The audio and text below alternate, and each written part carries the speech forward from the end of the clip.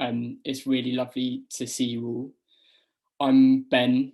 My pronouns are he, him. I'm the Climate and Health Campaign and Programme Lead at Medat. I'm joining the gathering today from Brighton. Before starting at Medat, I'm a doctor by training.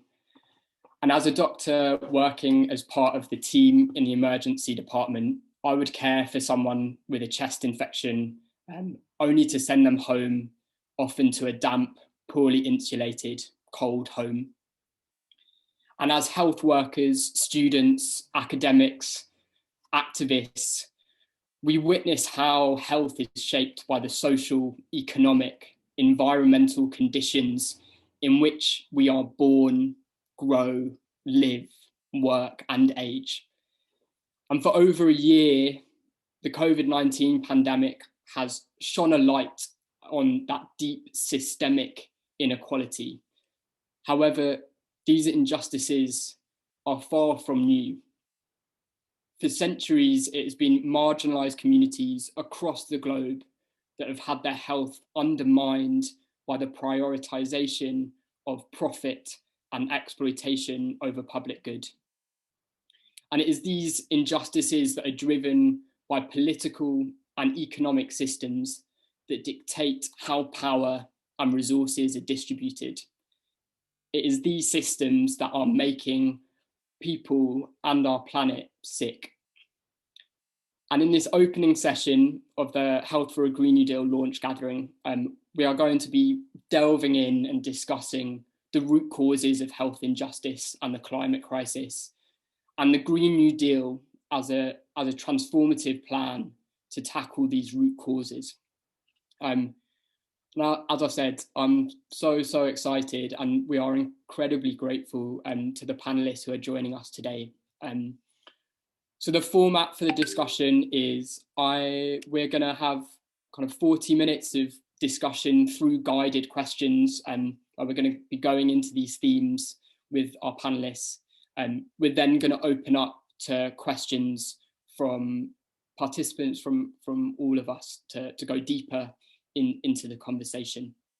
And as I said, please feel free to put your questions in the chat box throughout the discussion.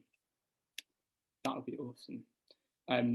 So without further ado, I'm going to introduce our wonderful panelists and going to kick off the discussion. To reiterate as well, we'll have a little bit of a stretch or a pause after the guided discussion. So we're all caring for ourselves as we're sitting down for long stretches of time as well. So Guddi Singh is a paediatric doctor, health campaigner and TV broadcaster. Passionate about social justice and health equity, Guddi has worked for the World Health Organization, Health Education England, and in resource poor settings around the world. She is on the board for the National Centre for Creative Health, Secretary for the Paediatrics and Child Health section of the Royal Society of Medicine, and advocacy lead for the British Association for Child and Adolescent Health. Guddi also helps to manage the independent health think tank, the Centre for Health and the Public Interest. And Guddi is interested in reimagining the role of the doctor to better meet 21st century health challenges, which she researches for her PhD at King's College in London. And Guddi is a long-time member and supporter of Medat, and it's really wonderful to have you here. Thanks, Guddi. Next, we have Nim Ralph, who is a community activist, trainer, and facilitator. Nim has held a number of strategic roles in the anti-racist, LGBTQI, women's and disability sectors. They co-founded QTI POC London, the Purple Rain Collective, and are an inaugural member of the Edge Fund. Previously to this, they co-founded So We Stand, an organisation linking environmental, social and racial justice in the UK. And this won Nim an Olive Morris Memorial Award for activism, and they were named at the time Guardian Youth Climate Leader. They also play the drums and love to lip sync battle, which maybe we'll get into later on. And yeah, it's so lovely to have you here, Nim, and a pleasure to have been taken part in your training and to learn so much from you. So thank you so much for joining the space. Our final panelist this morning is Miriam Brett, who is the Director of Research and Advocacy at Commonwealth. And Commonwealth's goal is simple. They work for the steady and irreversible replacement of today's unequal extractive economy with one where freedom, solidarity, and dignity are a universal inheritance. And the work of Commonwealth has been like deeply inspiring for the work that MedAct are doing and for the wider kind of Green New Deal movement. So yeah, welcome Miriam, Nim, Guddi for the discussion. So where I wanted to start the discussion for us today is to kind of hone in more about and start from the point of what's the current context for health and climate injustice, and to situate that in relation to COVID-19. So I maybe wanted to start with Guddi to that question and then to open up. Thanks, Ben. And first of all, can you hear me? And second of all, it is a massive privilege to be part of this year's conference. I was absolutely devastated last year not to be able to take part in the MedAct conference, which was obviously cancelled due to COVID. Now, since I volunteered at MedAct 7 years ago, the organisation has gone from strength to strength. And I've been so proud to see it develop and widen its appeal and output over the years. So thank you for letting me be part of what you're doing today. And it is amazing what you're doing. Now, I'm a paediatric doctor, and my clinical work demonstrates to me every single day why organisations like MedAct are needed now more than ever before. And the research that I do into health inequalities and the role that health professionals can take to tackle these wider social, economic and ecological determinants of health, it only underlines the seriousness of the context that we find ourselves in today. Let me just set the scene for you. 3 million people have died from coronavirus around the world. Health inequalities mean that life expectancy from all causes can differ as much as a decade between different racial groups, different socioeconomic groups, within a country like the UK, and even more across different countries across the globe. And with the past decade being the hottest on record, and with CO2 levels now exceeding 400 parts per million, which is the first time that's happened in 4 million years, even with all of our lockdowns with the pandemic, 2021 is a pivotal moment in our fight against climate change. But the fact is that pandemics, inequality, and climate change, they are all connected. And that's because all impression is connected. Coronavirus has revealed to us and to the wider world what public health has actually known for many, many decades. And that is that disease doesn't just exist in our bodies, it exists in our societies and our cultures too.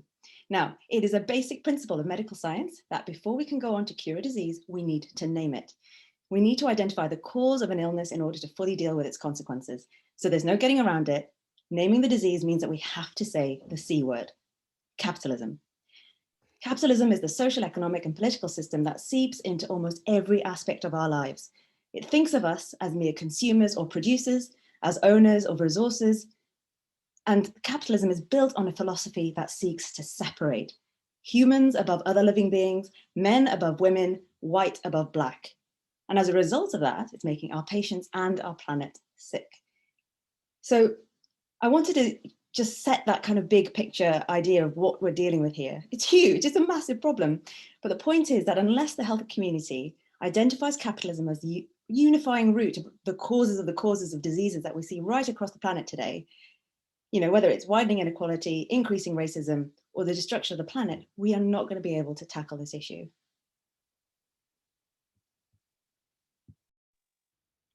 Thank you so much, Guddi, for going straight at the heart of what we're here today to discuss, and really going at the causes of the causes of the causes. And I don't know, I saw decolonizing economics in discussion, so I don't know if Guppi is here, but Guppi in a recent report in Reimagining Public Health, which was produced with Commonwealth, talks about how too often when looking at health inequalities, we've brushed over those systems and structures of power. And I think, Guddi, that's really what you've gone straight to, like, what are those systemic drivers of the intersecting crises that we face? And maybe, yeah, Miriam, like coming to you and connecting to that report from Commonwealth and the work that you're doing, yeah, what are your reflections on those intersecting crises, and your analysis of how we bring that together? Yeah. Well, firstly, thank you so much for having me here. The lineup this weekend is absolutely incredible. So it's a real honour to play a role in that.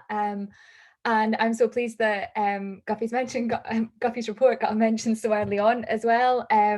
I'll go on to speak about that in one of the later guided questions, and go through some of her incredible recommendations. But we were so proud to be able to publish that report, and I think it just played such an important role, as you said, Ben, in contextualizing health inequalities as part of broader social, economic and ecological crises. So certainly, I think the first place to start is, will be an obvious one, certainly to fellow panelists, but obviously the health crisis and the climate crisis are intrinsically linked, and what we see is stark balances in power and reward that are designed into our economic system. And these power imbalances have facilitated the dilapidation of ecosystems, they have fueled climate breakdown, and they're creating vast inequalities in wealth and income. To turn the attention to COVID, one of the interesting kind of rhetorics that emerged during the kind of escalation of COVID-19 in the UK was there was this discussion around it being a great leveller, because it could impact anyone. And I found this really interesting because, as was previously said there, we don't take into account the wider context. So, while the virus itself may not discriminate, our economy discriminates and our society discriminates. And we saw that in rates of who was dying, in terms of how this impacted poor people, how this impacted Black, Asian and minority ethnic groups, how this impacted groups like care workers, for example. In terms of Commonwealth's work, one of the areas I just want to draw quick attention to here in terms of our handling of this crisis, and the UK's role in the international context as well, is the rise of vaccine nationalism that we have seen off the back of COVID-19. So there was an opportunity to have something called a waiver on intellectual property rights of COVID vaccines, meaning that pharmaceutical companies would effectively give up exclusive rights for vaccine patents so that poorer countries could afford to buy or create versions of them. Now, what we saw there was that this was backed overwhelmingly by several low and middle income countries. For example, Mozambique, which is a country that's been hit by absolutely devastating hurricanes and is locked into cycles of debt. And what we saw was the absence of influential voices like that of the UK, France and Germany and the US. And they were backed by big pharmaceutical companies who were, many of them were manufacturing the vaccine, that refused to push forward a waiver for the COVID vaccines. And what we see off the back of that is that Oxfam estimate that nearly 70 poor countries will only be able to vaccinate 1 in every 10 people against COVID-19 by the end of 2021. And that, of course, risks new strains evolving, as we're already starting to see. So there's a real sense here that this is absolutely not a great leveller. It never was going to be, because of the nature of our economy, because of the systemic oppression, marginalisation that is embedded into that economy. But also that this is a global pandemic and we need a global response. And there's a huge responsibility on the UK to act in solidarity with other countries just now and do the right thing. Thanks so much, Miriam, for touching upon so much in that introduction, and maybe wanted to come back to what you shared about kind of how these power imbalances are designed into our system, and what the roots are, and maybe Nim wanted to bring you in at that point to really go down into what are the roots of those power imbalances, and how do we find ourselves where we are today. Yeah, thanks, Ben. And thanks for having me. It's great to be here, and I feel honoured. I feel when Ben asked me to be on this panel, I initially was like, I'm not sure I'm the right person, Ben, and then we talked about it, and I think I'm not a public health specialist, so that's not my area of expertise, but I do work a lot in movement spaces and particularly intersections of different issues. And so I think one of the things that we get right in our analysis often is, or I think what we're seeing more of, which is great in this weekend, is connecting our issues and looking at systems of oppression and how they're connected and how we're affected. And I think what is often missing, or we don't slow down to talk about as well, is how they're connected by design and were created this way. So if we think about kind of current systems of global power and pieces that Miriam and Guddi just touched on, and what capitalism is and industrial capitalism is, it's based sorry, I'm just going to contextualize, I'm having mad brain fog today, so my brain's a bit slow. So if I see them a little bit phasey, I'm just going to, at a health panel, tell you why.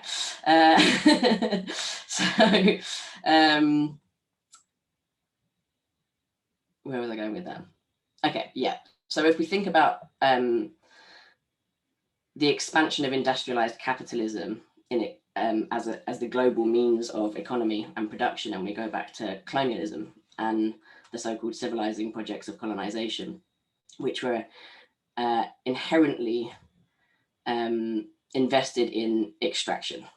So extraction of the planet and of the goods needed to produce in a global industrial economy, but also the extraction of bodies and peoples, and how those two things are completely interlinked. So if we think about the kind of colonial triangle, we had Northern Europeans, Brits and so on, sailing to Africa and literally enslaving people to sail to the Caribbean to extract goods to bring back to the UK, where working class people were forced to turn those goods into manufactured goods, which they then used to trade for more bodies. So we've got this triangle that expands far beyond that triangle globally. And that's what this economy is established on. And I think where we've got to in some of the analysis around, or where we've got to in practice around health and climate justice, is a separation of those two things. So we talk about the extraction of planet, or we talk about health. And actually, to understand how they're connected, we need to go back to understanding what the industrial economy is built on. And I think that that's got more complicated as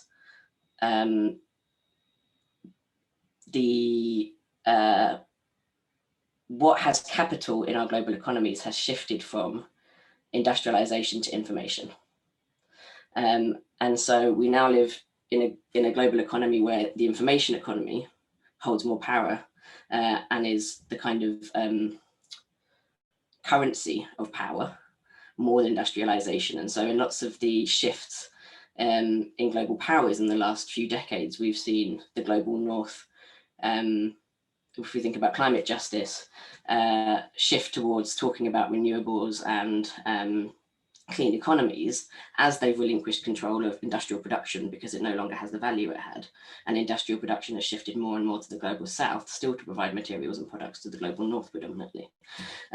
Meanwhile, we're mining for Bitcoin and all these other things. Also, we don't, actually, I'm going to tangent. So this is all a bit convoluted. So what I'm trying to say is when we come to systems of oppression and a broader root cause analysis of what's going on, we have to not disconnect bodies from climate, because it is the extraction economy that sees bodies and climate as the same thing, which is what we're kind of fighting against. And I think that we start to see those things really linked in the last 12 months, much more visibly through lots of what we're talking about. And I think one of the things that I'm really hopeful about from what's happened in the last 12 months is the connection between workers, people, and the impact of COVID-19. So we've talked about, or Guddi, I think you mentioned increased deaths in, I don't like using this term, but it's the one that all the stats are based on, so BAME communities in the UK. Also, 95% of doctors who've died from COVID have been from ethnic minorities, 95%. I think that's wild.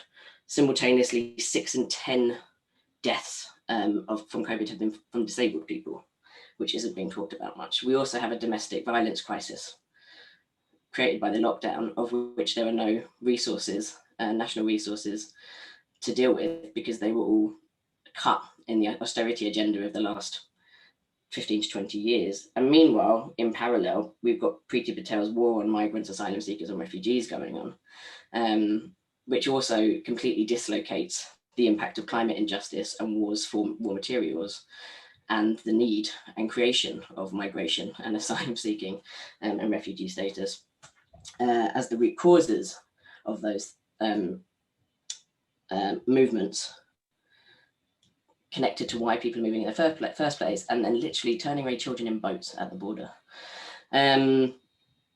We've also had the death of Elekisi Deborah from air pollution, the first death recorded as created by air pollution in the UK, which is tragic. And of course, the other parallel in all of this as a trans activist is the crisis in trans healthcare that has become much more visible in the last 12 months, simultaneously with the assault on access to healthcare for trans kids. And so I think when we start to look at all these different pieces, they seem very separate. It seems like, okay, we've got disabled people's deaths, we've got racialized people's deaths, we've got crisis in trans healthcare, we've got air pollution causing deaths predominantly of BAME communities. And I know later on the panel, you've got Angela Fonzo from the Southall Air Pollution Campaign. She's amazing. So I'm really glad to see she's on here. We've got all these things that seem separate, but they are not separate. They are connected by design. And I think we've got this growing awareness of how that's the case. And one of the single biggest connectors of all of these is poverty. And so I think until we understand that they are connected by poverty, which brings us back to the economic system, and death by design in that system because of this disposability of bodies as producers of labor, that we can't, it's coming back to, it's kind of full circle to what Guddi was saying, is that capitalism is absolutely the cause of these problems. Thank you so much, Nim, for like really just weaving together all those different threads and get into the heart of what those intersections are and how that needs to like inform how we organise and what solidarity looks like in practice. So thanks so much, and also thanks for sharing that how you're feeling this morning, and it is something that we should all share, and just welcome to all of our panelists and all of the participants across the weekend, however you are feeling, and recognise it's a Saturday at the end of a long week, and in a chaotic and uncertain times that we're living in. So just really welcome however you're feeling. But thank you for sharing, Nim. And just beautifully said of creating those connections.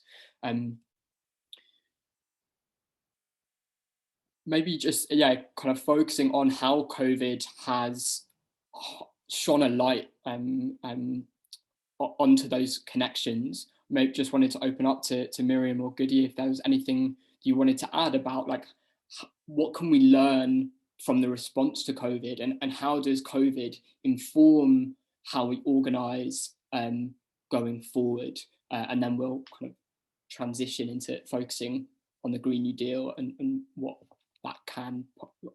possibilities that holds. Go for it, Miriam. Okay. Thanks, Nim. That was incredible. So I mean, I think COVID, as already been mentioned here, exposed very deep fractures in our economy that existed for a very, very long time, but perhaps weren't as visible as they were during the crisis. And the nature in which we had to really rapidly demobilize the economy was, and that process was overwhelmingly, it was necessary to safeguard collective health, but we need to be upfront and recognize that was overwhelmingly endured by marginalised workers and communities, that people were forced to grapple with layoffs, with exploitation, with increased childcare demands, with domestic violence, health and safety violations in the workplace, and a social security system that's really been hollowed out by decades of counterproductive austerity measures. And off the back of this, I think we need to see a real 1945 moment, to be frank, one that involves a chance to fundamentally rebuild our economic system out of the wreckage, and one that's rooted in climate and economic justice as twin goals. But without overlooking or underplaying any of the failures in our approach to COVID, there has been the crisis has demonstrated one important outcome, and that's that there is capacity and there is money for large-scale transformative policies at a time of crisis. If we look to something like the furlough scheme, and I don't want to overlook the millions that were excluded as part of that, but there was significant investment channeled into a programme that was aimed at saving jobs, livelihood, and businesses that would otherwise have not been viable amid the crisis. So while the pandemic, so I think what that's really done is shown that actually transformative change and significant investment is actually possible at a time of crisis. And while the pandemic is understandably at the forefront of everyone's political agenda, the climate crisis is the single biggest threat facing our future. And our current economic system is fueling climate breakdown, it is fueling inequality, and our time is running out to change this. So we need to harness some of that energy of big systemic kind of transformative policies and push that towards harnessing that to tackle the climate crisis as well. And just on your point around how we organise here as well, it almost felt like a kind of paradox in some ways, because when the crisis hit, we were relying on government response programmes, we were relying on trade unions, we were relying on mutual aid groups, we were relying on public services to protect us, and we were relying on key workers to keep us safe, who we are massively indebted to. And in that sense, I think the pandemic has been a real defence of society, something that we were told didn't exist within our current economic framework. But at the same time, there is a question here around kind of what became of the so-called wealth generators as part of this as well, because actually after, decades and decades of pushing for scandalously low taxes, deregulation in our labour market, light touch state interventions, and really kind of excessive payouts to CEOs and shareholders under the guise of trickle down, which we all know doesn't work. What we saw was very, very wealthy corporate bosses turning to the state and asking for no strings attached bailouts. And I think that's an interesting contrast in terms of who were we actually reliant on, and what role did people play when the crisis hit. And I think the level of organising throughout the pandemic has been absolutely incredible. If we look to workers in the trade union movement fighting for basic rights, whether that's a living wage, sectoral collective bargaining, an end to fire and rehire, ending precarious employment, and all of these things we know have impacts on people's health.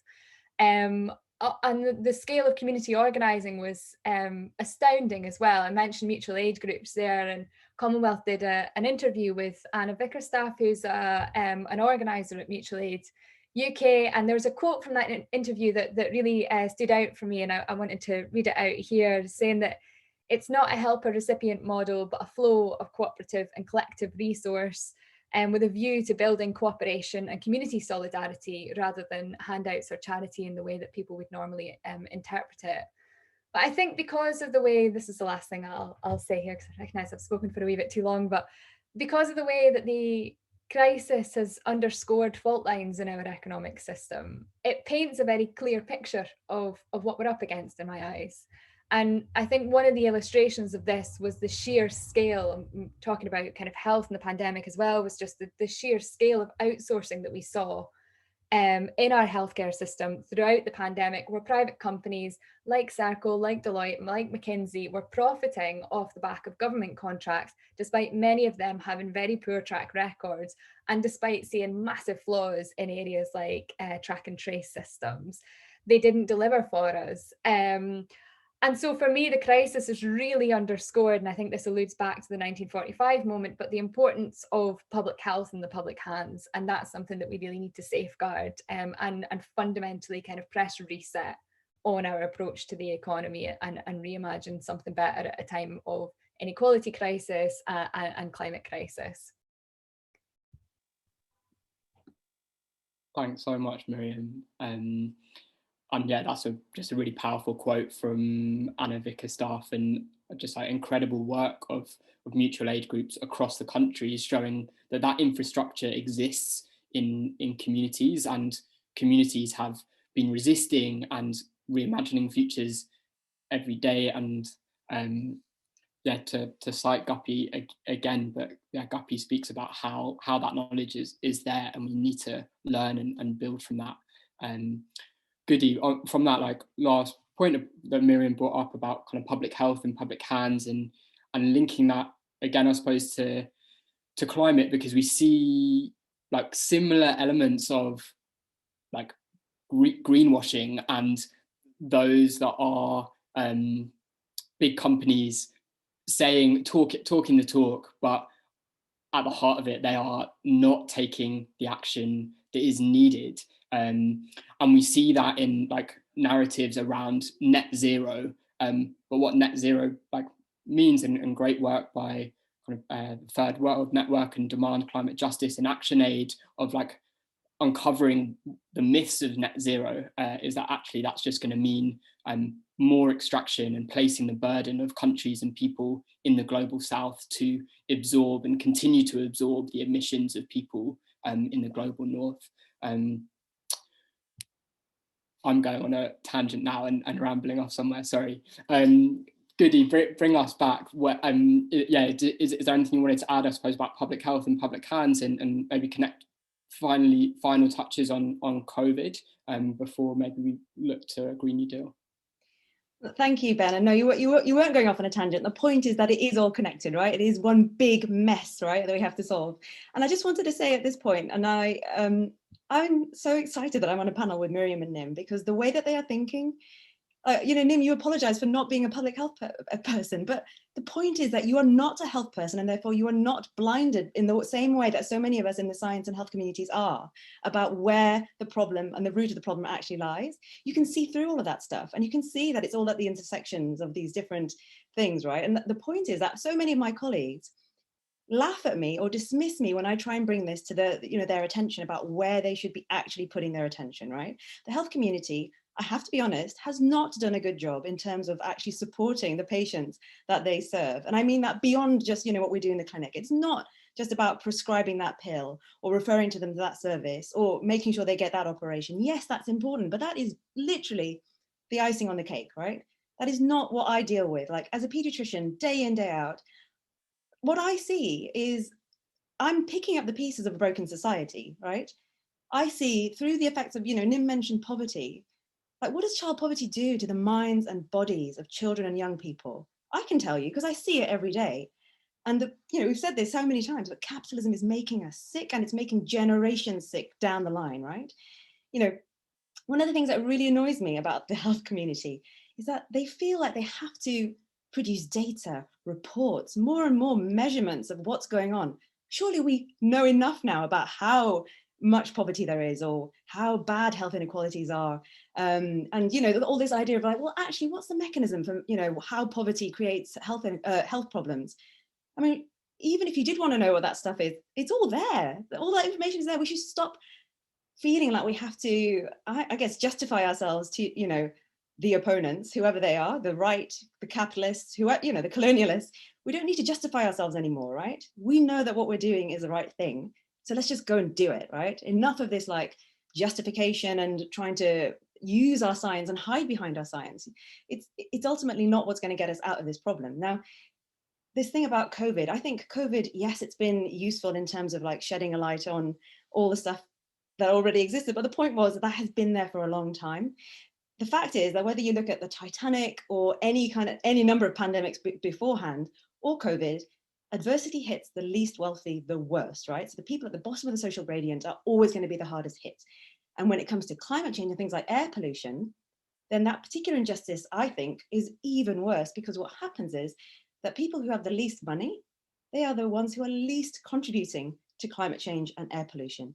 And yet they're the ones who are going to be most exposed. And I know that because in London, so many of the children I see are coming to me and presenting with respiratory problems because of the air pollution in that city, not because they've got some kind of underlying problem, which, by the way, is exactly what they thought was the reason for the health inequalities that we saw in the BAME community, the term that we don't like to use, right?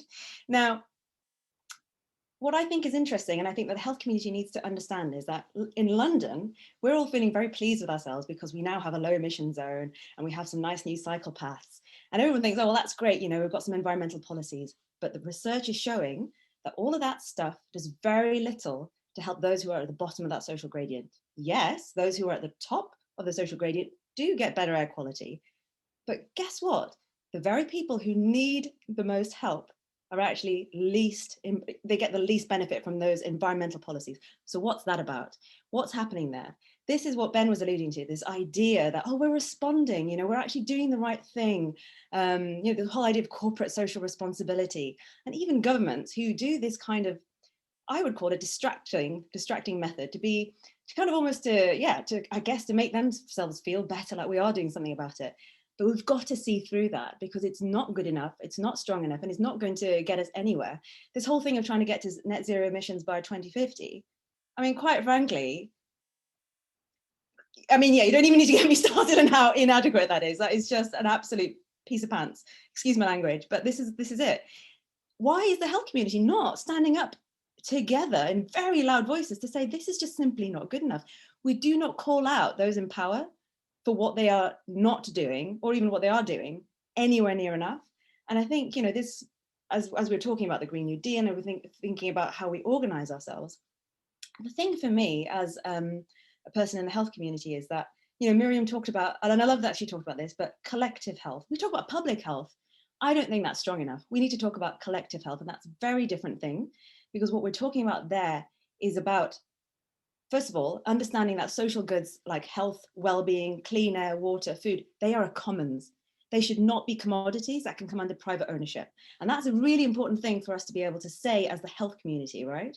But more than that, collective health also implies that we, as doctors, health professionals, we are not the heroes here, right? We, just like every other creature on this planet, is part of an ecosystem. And we need to start seeing the links that we are also part of, right? We need to work together, and we need to reach out beyond our tiny, tiny worlds and know that it's about schools, it's about prisons, it's about education, it's about social care. And we've got to build relationships and think much bigger and broader than just, oh, well, this is the biological mechanism for this disease. That ain't going to help. So I think where we're headed with this is the fact is that we need to rethink what health is, and therefore what our roles are going to be. And that's the only way that we can, as a health community, really, as Miriam said, build back better, because otherwise we are just going to be making the same mistakes again and again.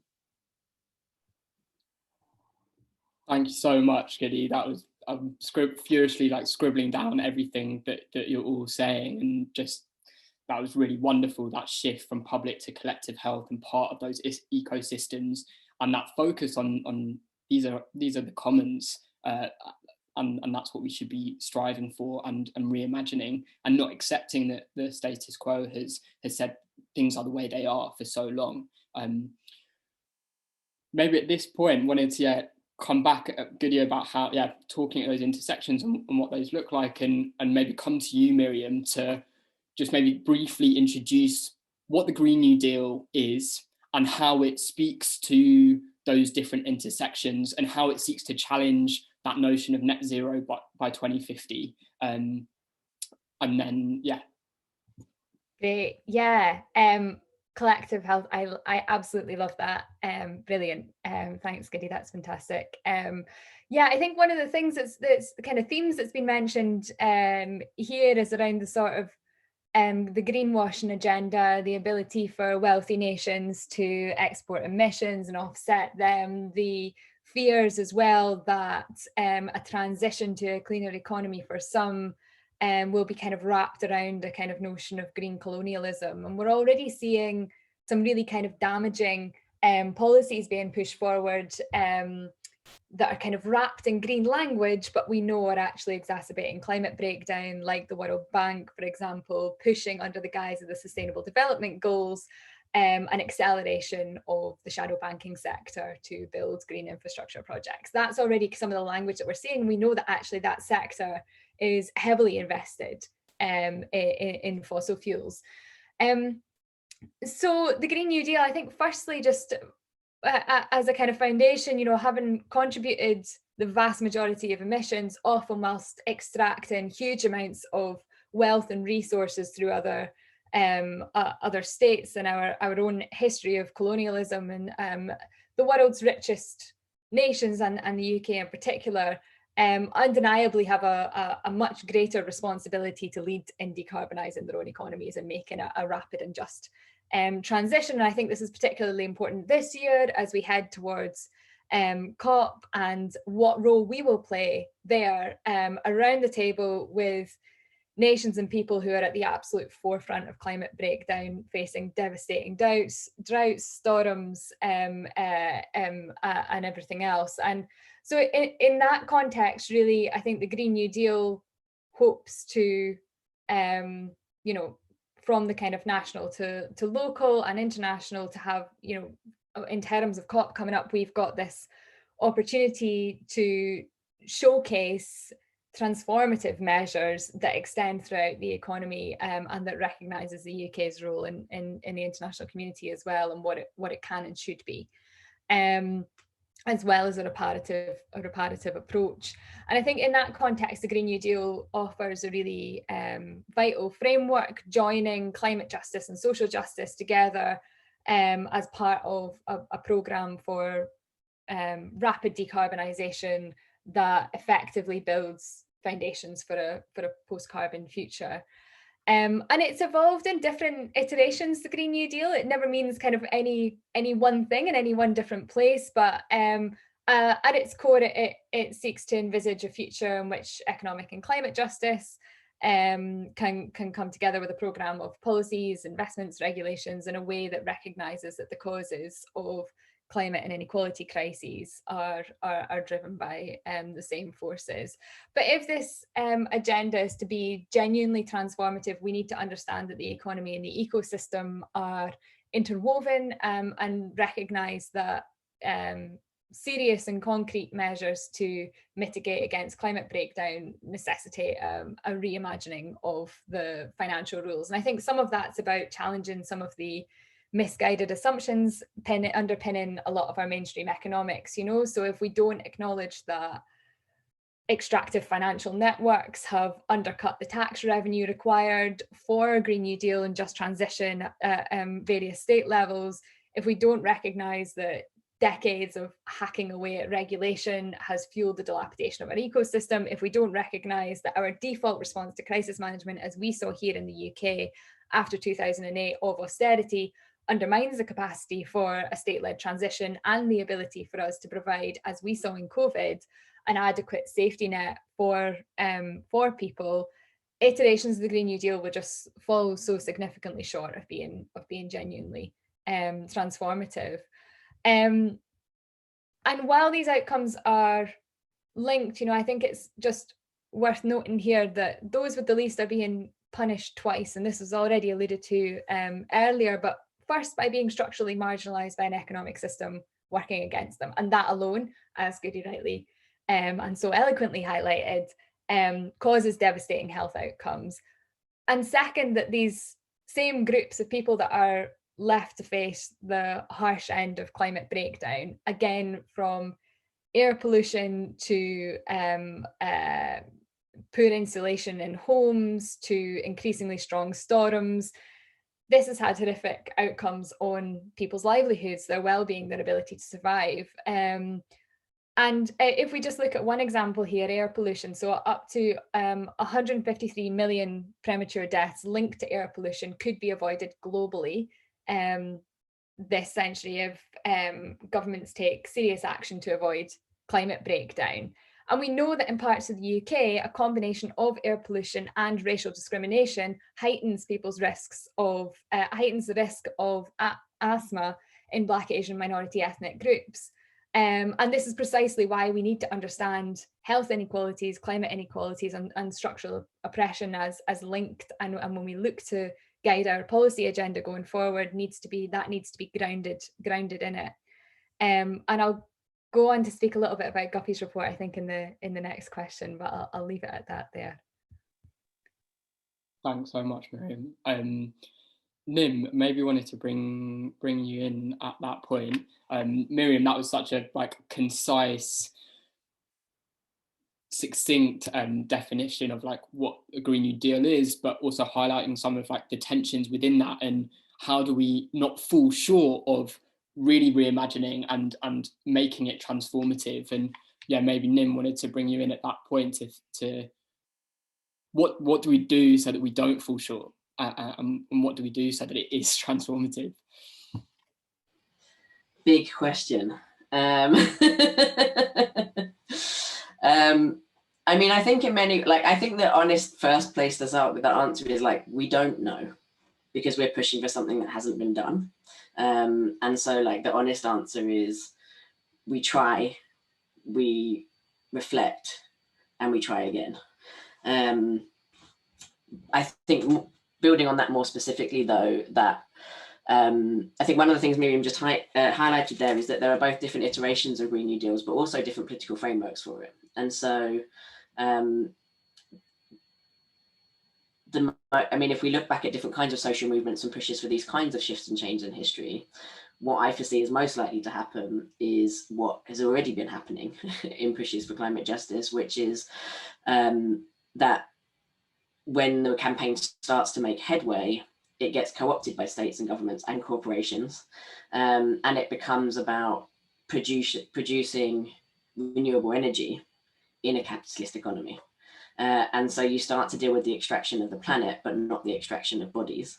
Also, that's even a bit of a misnomer of polarization, because many renewables rely on extraction of minerals from the global south as well. So I think that there's, but all that to say is that the easy co-option here is that this becomes about workers' rights as separated from, or rather global planetary extraction as separated from bodily extraction. And I think, as Guddi said, we are part of an ecosystem, we are part of nature. And I think one of the things that I think about often is that there's this hashtag that has circulated a lot through the pandemic, which is nature is healing. And I often think that I mean, whether or not you think it's true, but I think the thing about it that is interesting to me is that the second half of it to me is always, but people aren't. Things are getting worse. And so what do we do about that, and how do we orient ourselves to that? I mean, I think it's easy to give kind of soundbite answers to this. I think one of the kind of soundbitey answers is that we need more of these conversations that actually slow us down and connect kind of our global struggles to the structural together.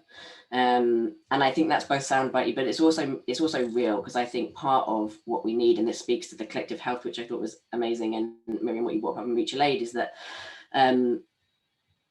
we've seen the dissolution of relationship in the past 30 years under neoliberal agendas. I'm literally the person that Thatcher stole the milk from. I was the person at school who got that taken away from me. And but I'm old enough to remember when Thatcher was a person before Thatcherism, under Blairism, etc., became a process. And I think one of the things that I see when I'm organizing is a real, I mean, this is reductionist, and I don't like to be too reductionist, but there is a different orientation to how we fight with generations I see who have lived through Thatcherism or pre-Thatcherism, and generations who've grown up only under Thatcherism, and a kind of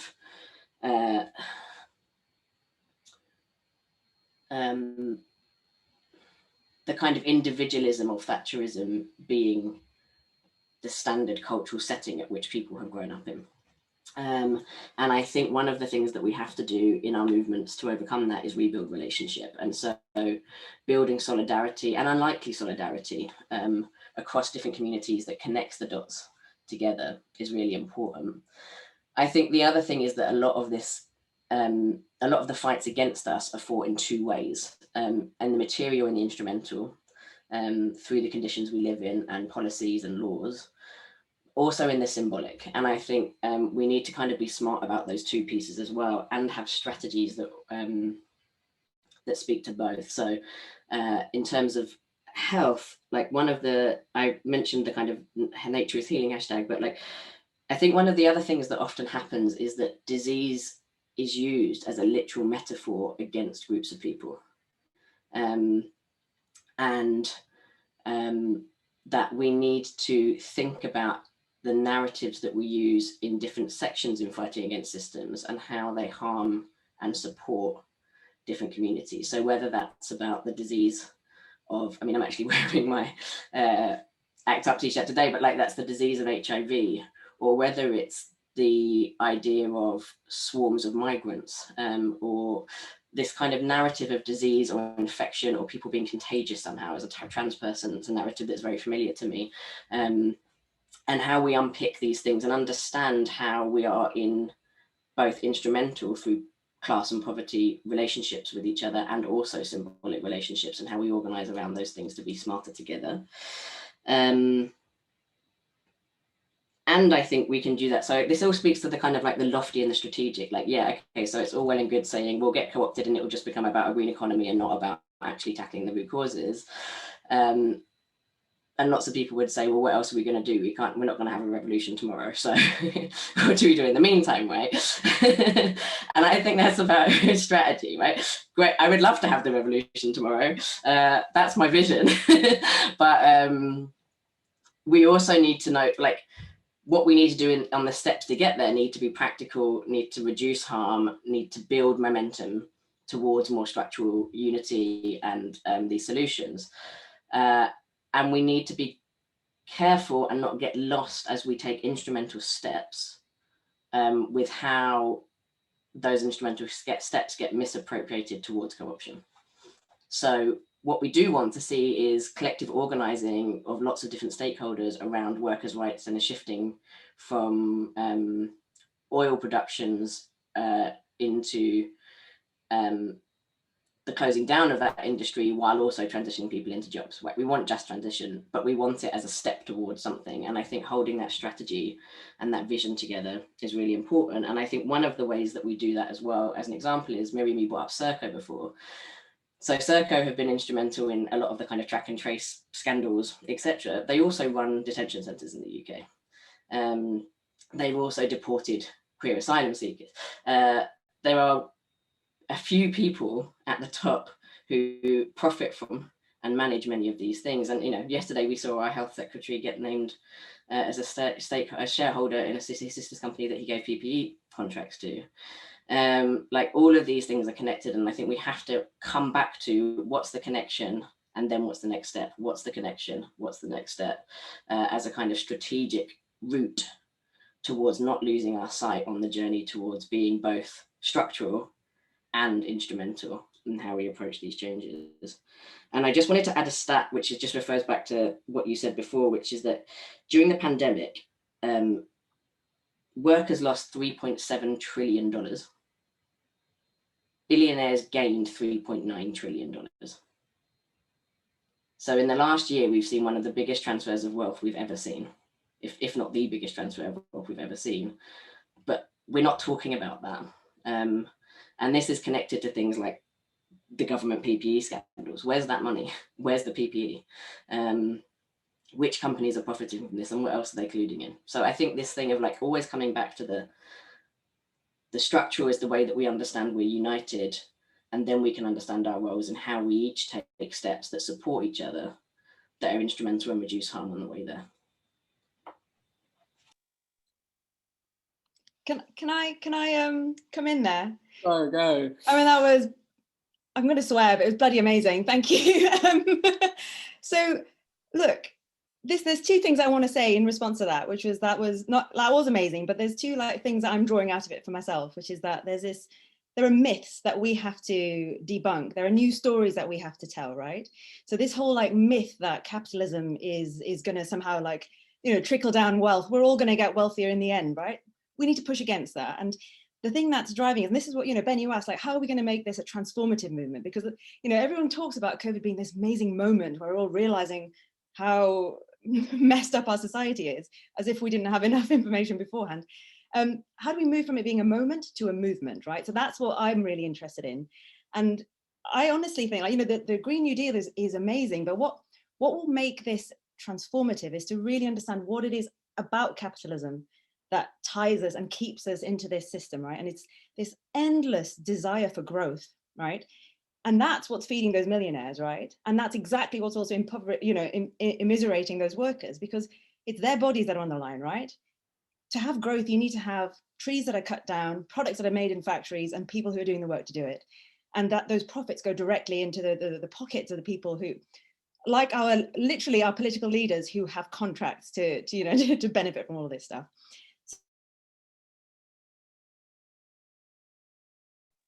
No. Guddi was about to talk about the revolution, but hopefully Guddi will be back to talk about it. Miriam, maybe to come to you whilst Guddi comes back. Yeah. I don't have a formulated plan for the revolution now. I'm just a massive letdown here. No, not at all. We'll pick one together.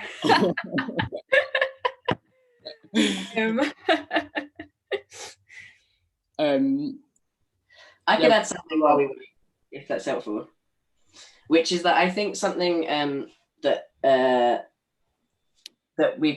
I think a piece of analysis in the health system that connects to all of this that's useful, or I find useful, is that when I talked about the origins of colonialism and industrial capitalism, the moral justification that was created for the horrors of that time was eugenics, which was designed by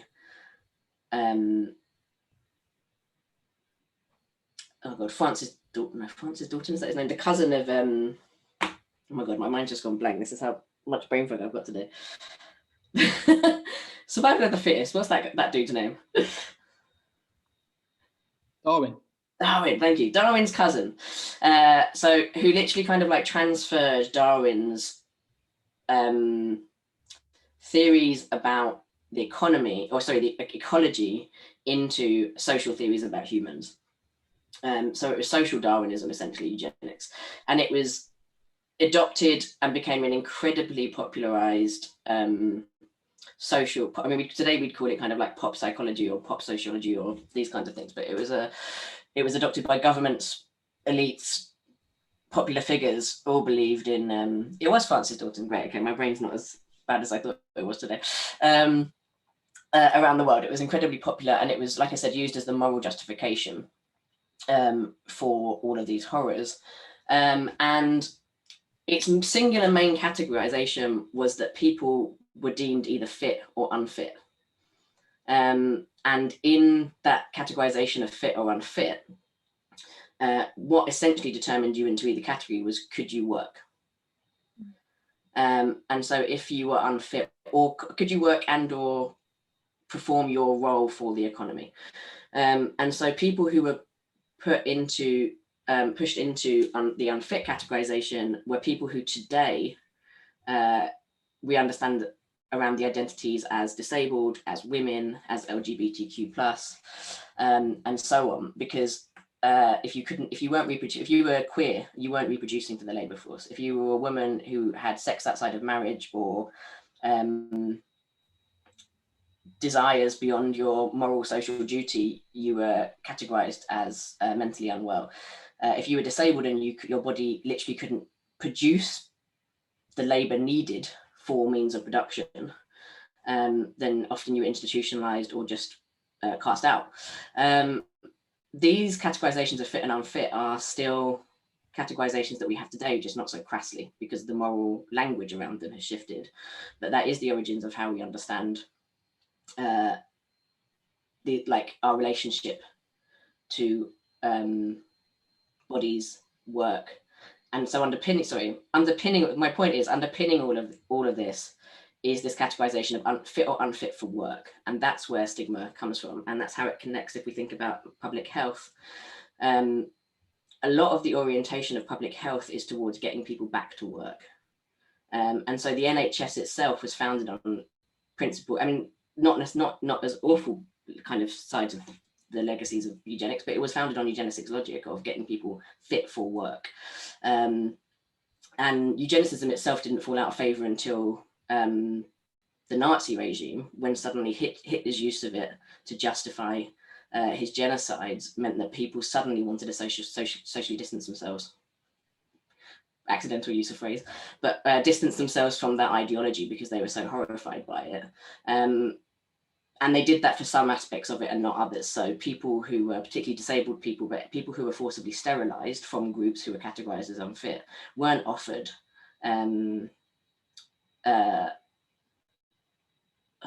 what's the word? Compensation by international criminal courts, because it's still that practice was still deemed as appropriate in popular political ideologies because of the legacy of eugenics. So all of that to say, I think we also have to understand and question how public health in and of itself is a way of categorizing people by fitness and unfitness for work, and whether we're serving people in order for their own well-being or in order to get them back into work. Thanks so much, Nim. That was like really, really powerful and connects to like the unlearning. But yeah, I suppose like I personally and I suppose people working within health and the health system to do that unlearning of like, where does the healthcare system in the UK fit into this, all of these systems of oppression and how, so that was just really powerful, and thank you. Guddi, you were about to talk us through kind of the revolution and what was to come next. Miriam, but yeah, Guddi, do you want to jump back in and then come to you, Miriam? Maybe we've got 10 minutes to go, so some of the questions have been answered in the chat, but maybe before we hear from Guddi and the revolution and then just like wrap up the session, just invite everyone. We've been sitting down for like an hour and 20 minutes, so just invite everybody to stand up if you're able to and would like to, and just stretch and just take some deep breaths in of like all this wonderful discussion and conversation that we've been having about how we organise and how we go forward. So excuse me whilst I stand, and then we're going to hear from Guddi and the revolution and try and bring things together.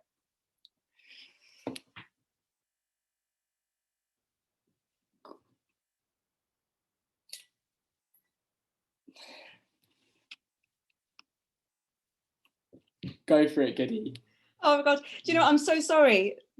I'm going to blame the corporations, because my laptop is supposed to be able to handle like a bit of time without a battery, right? But no, clearly not. So sorry, really, really sorry. So I don't know if I was going to really tell you about the revolution, but what I was going to say, and actually this relates just to what I just caught the end of what Nim was saying there, but it's all about the positionality of the health world, right, and the health community, and where we see ourselves in relation to the patients that we say that we're serving. And yet whose interests are we serving, right? Are we actually serving, you know, the corporations or the government, or who are we? And the reason I'm actually going to go back to the junior doctors contract. It was not that long ago in our recent history, right? That was a moment when we could have, as a whole health workforce, been really politicized and had really come around a much bigger narrative than just what our paychecks were, right? Especially because we're doctors, and let's be honest, like, we are not at the bottom of the pile, right? We are okay.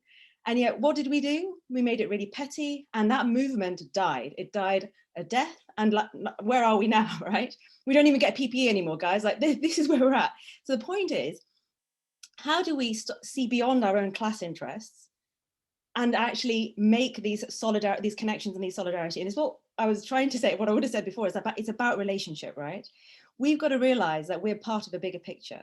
It's not just about the junior doctor's contracts, right? It's about austerity, it's about inequality, it's about injustice.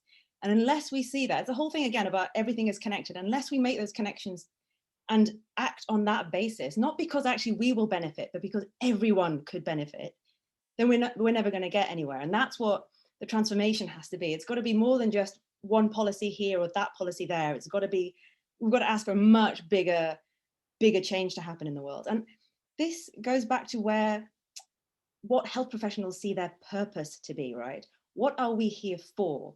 What are we here to do in the world? Is it literally just to be an NHS worker, collect your salary, get your pension, and be done with it? Or is it more than that? Is there something else that has drawn us to this work? Nim was talking there about the way that public health views bodies itself, right? And tries to this is my thing about science, is that it casts itself as if it is value neutral, as if it comes out of the box shiny, without any taint, it's like no fingerprints. But the fact is, the science is a human endeavor, and that means that it has human biases built into it, right? And we know that science is literally what justified colonialism, what continues to justify the subjugation of women in our society. And so we've got to ask ourselves, like, how is our science, how are our tools being used against the people that we're supposed to be serving? And how can we use it against those same people, those same forces, right?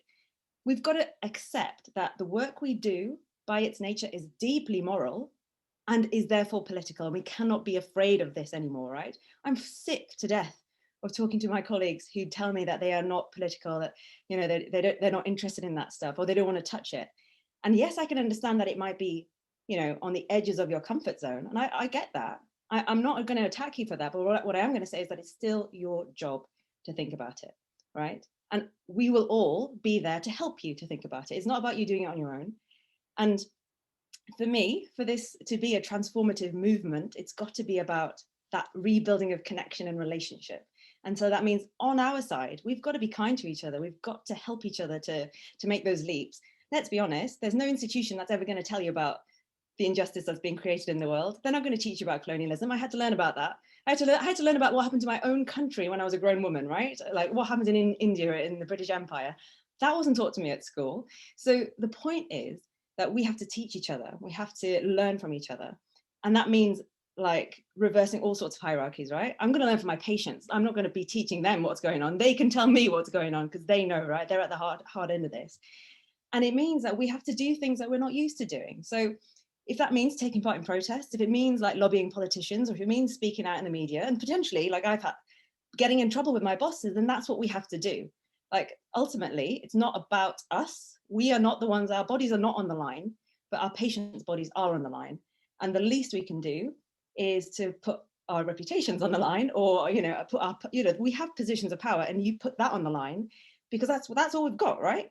None of us are political leaders, none of us are millionaires, but whatever small amounts of power we do have, we should be using in that direction to try and genuinely level things up.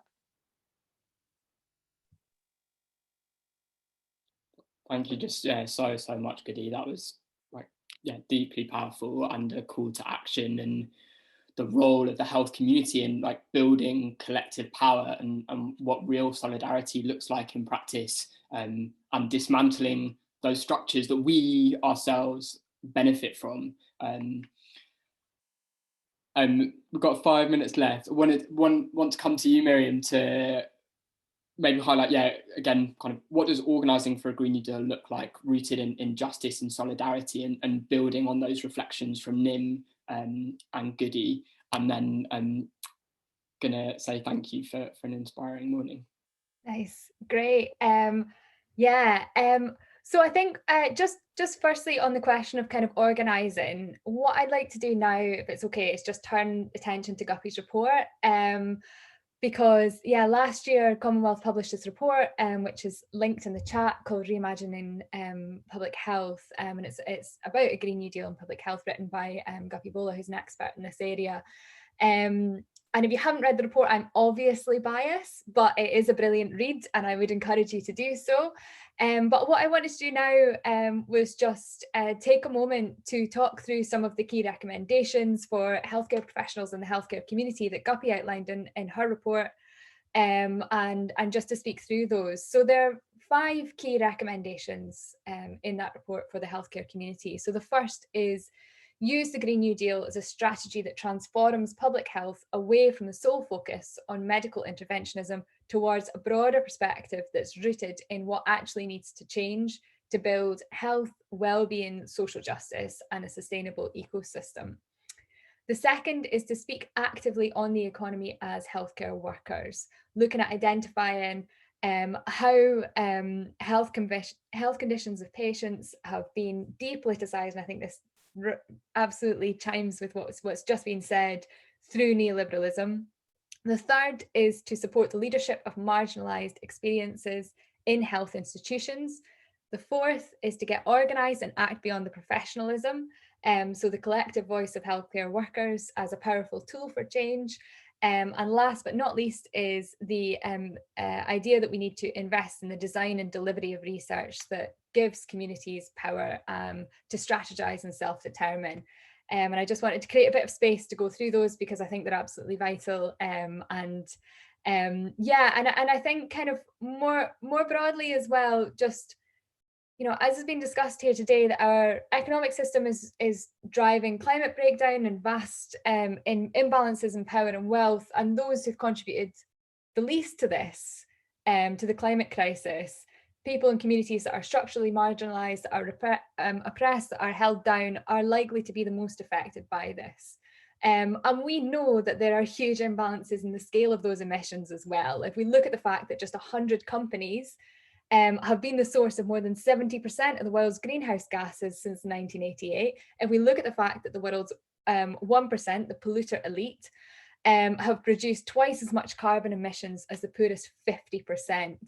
Massive disparities within countries, but also between countries, and a massive north-south divide in terms of the actual emissions here. And that needs to be baked into how we pay and who pays, and who paves the way for progress here. And I think that's important when we're looking at the Green New Deal rooted in climate and economic justice. It necessitates questioning not just how our economy operates, but whose interests does it operate in, who owns the economy, and whose interest is it run. And I think when we're talking about the tools for organising, I think it's useful to kind of take a moment to think about what we're up against as well, because as it stands, wealthy states, often like ours, corporations, corporate lobbyists, institutions, legal structures use their power and wealth to influence decision-making and capture democratic processes. And some argue that this means that our economy is broken because we see so much of the devastation that it causes. But I think I'd argue that it's not broken. It was designed to do exactly this. This is the product of a design, of an economy that is designed to produce this. But the good news is that none of that is set in stone. And while we can be upfront about the absolute massive scale of challenge of trying to change that, there is nothing natural or inevitable about the way that our economy currently operates. And we can build power to try and change that. And I think to do so, we need to break with business as usual, and that'll involve shifting from a model that is rooted in the extractivism that is driving climate breakdown, that is concentrating power and wealth in the hands of a few, and towards an ecosystem of democratic ownership, of governance, of control, to reshape how we create and distribute wealth in a green economy. Thank you so much, Miriam. I think that was a really powerful way to like end the conversation and discussion of what that vision looks like, and connecting to what Guddi said, and again, which is in the Reimagining Public Health report, where Guddi draws on the work of others by saying that we need to go from looking at health inequalities as these passive processes that just happen, because as all of you have touched upon, these inequalities and injustices are designed into our political and economic systems. And this is how we need to come together. And this is where the plug for MedAct happens, but this is what MedAct is for. This is a space to come together, to build collective power, and to organise and do that. And when we come together and use our voice collectively, that's when we can bring about change, and act in true solidarity with the patients, and really think about who are we serving, and what is our vision when we come together. I'm sorry that we've gone a little bit over one. I just want to pause and give space to just thank you so much, Nim, Miriam and Guddi. I could definitely stay here the rest of the weekend just chatting amongst ourselves, and I'm sure all of the participants would as well. And you're getting loads of love in the chat box and from everybody for everything that you've brought into this space. So thank you, and for all the work that you're doing outside of this. So just thank you so much.